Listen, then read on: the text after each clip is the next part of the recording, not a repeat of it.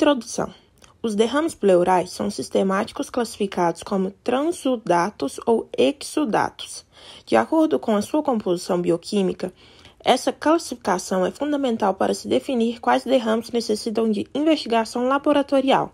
Se o derrame é transudato, frequentemente não há necessidade de estudos laboratoriais adicionais, ao contrário dos exudatos, que requerem a continuidade da investigação para o estabelecimento do diagnóstico etiológico. A toracocentese para a coleta de líquido pleural é um procedimento seguro, de baixo custo e que fornece grande eficiência diagnóstica. Essa técnica é responsável pela obtenção de mais de 90% das amostras de fluido pleural, que são encaminhadas para diagnóstico laboratorial. Entretanto, amostras obtidas através de drenagem torácica por coleta durante a toracoscopia ou mesmo durante a toractomia também se prestam para análises bioquímicas e citológicas. Características dos transudatos e exudatos. Os transudatos geralmente são límpidos, amarelo claro, e não se coagulam espontaneamente. Em contraposição, os exudatos podem ser hemorrágicos, turvos e purulentos, e frequentemente se coagulam devido à presença de fibrinogênio. Quilotórax e pseudoquilotórax cursam com líquidos brancos leitosos, em cerca de 50% dos casos. Os derrames hemorrágicos são geralmente secundários a acidentes de punção, traumas torácicos, neoplasia, embolia pulmonar, ruptura de aneurisma de aorta, pancreatite e, menos frequente, tuberculose. Ressalta que os transudatos podem ser discretamente hemorrágicos, uma vez que são necessários apenas 1 ml a 2 ml de sangue em 1 litro de líquido pleural ou a presença de 5.000 a 10 eritrócitos para produzir um aspecto hemorrágico no líquido. Nos derrames neoplásicos pós-trauma ou por embolia pulmonar, a contagem de eritrócitos geralmente é superior a 100.000 por milímetro cúbico. Nesse sentido, em derrames pleurais francamente sanguinolentos, recomenda-se a realização do hematócrito do líquido pleural. Hematócritos inferiores a 1% frequentemente não estão associados a sangramentos importantes. Hematócritos superiores a 1% são observados em derrames neoplásicos traumáticos e na embolia pulmonar. Líquidos francamente hemorrágicos com hematócrito superior a 50% do hematócrito do sangue periférico são compatíveis com hematórax. O hematócrito pode ser realizado no tubo colhido para exame citológico, ou seja, no mesmo tubo utilizado para hemograma. Recomendações para coleta líquido pleural.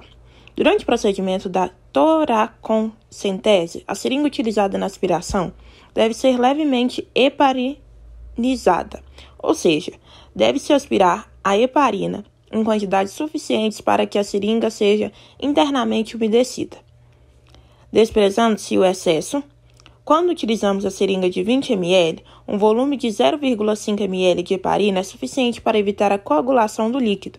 Este procedimento deve ser repetido com todas as seringas utilizadas na coleta do líquido pleural, a fim de se evitar a coagulação do líquido durante a aspiração. O volume recomendado de líquido pleural para análise laboratorial completa é em torno de 50 a 60 ml. O líquido pleural obtido deve ser distribuído nos tubos apropriados, tubos de 5 a 10 ml, de acordo com as análises a serem realizadas. Recomenda-se o encaminhamento imediato de amostra ao laboratório. Análises laboratoriais. O volume total do líquido coletado deve ser distribuído em alíquotas, encaminhado às diversas seções do laboratório para as dosagens solicitadas. Como o líquido pleural é um ultrafiltrado do plasma, de maneira geral, todas as determinações bioquímicas habitualmente realizadas no soro são passíveis de serem nele realizadas. Para as determinações bioquímicas, recomenda-se a coleta de 7 a 10 ml de líquido, utilizando-se uma seringa heparinizada conforme a orientação anterior. Imediatamente após a coleta, a amostra deve ser feita para um tubo seco siliconado estéril, sem adição de anticoagulante, com ou sem gel. Com este volume, é possível realizar dos exames bioquímicos convencionais, como glicose, proteínas totais e frações, desidrogenase lática, colesterol, triglicérides e amilase. Caso seja solicitada a determinação de marcadores tumorais de outras proteínas como ceruloplasmina, imunoglobinas e beta-2 microglobulina, ou ainda a realização de eletroforese das proteínas, a necessidade de um volume maior de líquido, tubos adicionais, que deve ser colhido nas mesmas condições descritas anteriormente. Para avaliação do fibrinogênio e dos produtos da degradação do fibrinogênio, o líquido deve ser colhido em um tubo próprio para exames de coagulação. Tubos com citrato de sódio, tampa azul. Para as determinações imunológicas como proteína C reativa, látex, fator antinúcleo ou complemento, as amostras devem ser colhidas de maneira estéril, em tubo seco, sem anticoagulante, com ou sem o gel. Para a dosagem de interleucinas, utiliza-se o sobrenadante de amostras colhidas em tubos secos, sem anticoagulantes, e as amostras devem ser armazenadas em freezers a menos 70 graus Celsius ou a menos 80 graus Celsius, até o momento da realização das determinações. Para a caracterização dos derrames pleurais como transsudatos ou exsudatos, recomenda-se que a amostra do sangue seja colhida simultaneamente à coleta do líquido para que a interpretação da relação pleural séria de proteínas e desidrogenase lática seja confiável. Outros exames laboratoriais realizados no líquido pleural, como marcadores tumorais, perfil reumatológico, fator antinúcleo, proteína C reativa, prova do látex complemento e o perfil de coagulação fibrinogênio. Produtos de degradação do fibrinogênio também levam em considerações os valores séricos na interpretação dos resultados. Para a determinação do pH líquido pleural, utilizável no diagnóstico de diferencial do exsudatos, os mesmos cuidados dispensados para a análise do pH arterial devem ser tomados. A amostra deve ser colhida anaerobicamente em seringa heparinizada e mantida em condições anaeróbicas até o encaminhamento ao laboratório. O transporte deve ser em recipiente com gelo e o exame deve ser processado dentro de 1 hora desde a coleta. Para a dosagem de adenosina deaminase, o líquido pleural pode ser encaminhado em tubo seco estéril, sem adição de anticoagulante, ou em tubo anticoagulado, EDTA, em uma série de casos de derrames cavitários, onde testamos a influência do anticoagulante na concentração da enzima. Podemos constatar que, embora a adenosina deaminase tenda a ser discretamente mais baixas nos tubos anticoagulados, essa diferença não é significativa para os propósitos clínicos. Dessa maneira, do mesmo tubo encaminhado para o exame citológico, é possível determinar se a atividade da adenosina deaminase. As amostras também devem ser encaminhadas acondicionadas em recipiente com gelo ou imediatamente após a coleta. No caso de laboratório não realizar o exame nas primeiras 4 horas desde a coleta, recomenda-se centrifugar o material e congelar alíquotas do sobredanante para posterior determinação. Biópsia pleural. A biópsia pleural é um procedimento auxiliar de extrema importância no diagnóstico das doenças da cavidade pleural.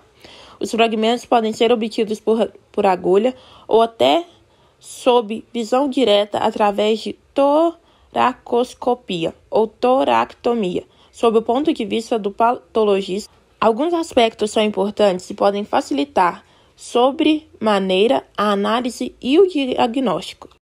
Número de fragmentos. Quando as biópsias são realizadas por agulha, o número ideal de fragmentos é 3 e o tamanho de cada fragmento obtido deve ser de 3 por 10 milímetros. É importante que o clínico, no momento de obter o material, tome cuidado para não comprimir os fragmentos com pinças. Fixação. Para a rotina diagnóstica, colorações hematoxilina e eosina e imunohistoquímica, os fragmentos devem ser acondicionados imediatamente após a coleta em formalina a 10% tamponada e não precisam ser guardados em geladeira. Para a microscopia eletrônica, os fragmentos devem ser acondicionados em formaldeído, 2% em tampão fosfato 0,1 molar durante 2 horas, e a seguir para o transporte em soro fisiológico com sacarose. Para a cultura, os fragmentos deverão ser acondicionados em frascos apropriados fornecidos pelo laboratório de patologia e contendo solução específica para a cultura, micobactérias, fungos. Além do encaminhamento de fragmentos para a anatomia patológica, os fragmentos devem ser encaminhados também para o laboratório de patologia clínica. Procedimentos recomendados em biópsias obtidas por pleuroscopias. Cortes por congelamento de porções representativas da pleura podem ser necessários em pacientes com quadros clínicos graves. Colorações de rotina para doenças infecciosas poderão ser feitas nos cortes por congelamento para pesquisa de Barr e fungos.